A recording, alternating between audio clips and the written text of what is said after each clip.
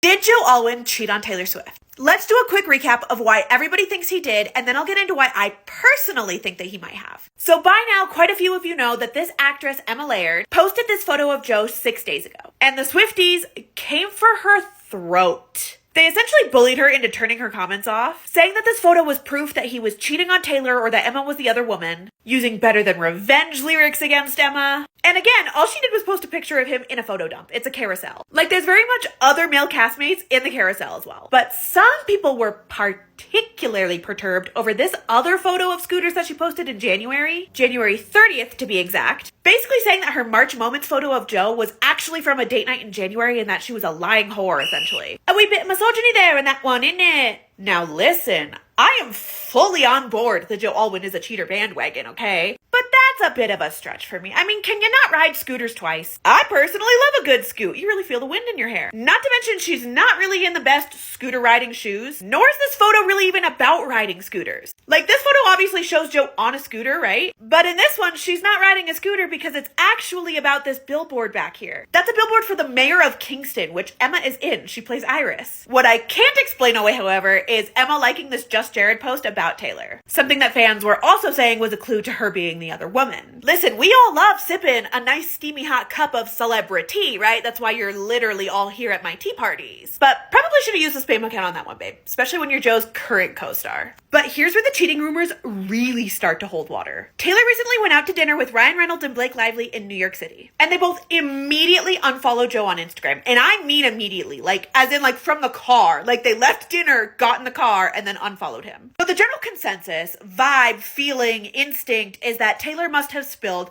major tea about Joe over dinner to these two. Especially because Ryan Reynolds and Joe Alwyn were like sorta kind of friends. Like Ryan Reynolds is literally the author of Joe Alwyn's Time 100 Next article. And the very first sentence reads, "I've known Joe Alwyn for 6 years and that's long enough to see someone's heart." Yeah, that unfollow feels a little bit heavier after reading that. So then, after going out to dinner with Ryan and Blake, Taylor goes out to dinner with Gigi and the Haim sisters, like a couple days later. She's doing the friend rounds. You know, like when you're like texting each other and you're like, hey, like what happened? And your bestie's like, oh girl, it is way too much to tell you over text. Like we got to do this over dinner. Like we need rosé, we need to sit down, we need to talk it out. It's a lot. Because yeah, you guessed it. They all immediately go and unfollow Joe after this dinner. This creator literally caught it in real time. And then I checked and I'm like, oh, okay, Gigi still follows Joe. Then I was like, wait, if Taylor and Gigi hang out and Gigi unfollows Joe after them hanging out, something's up.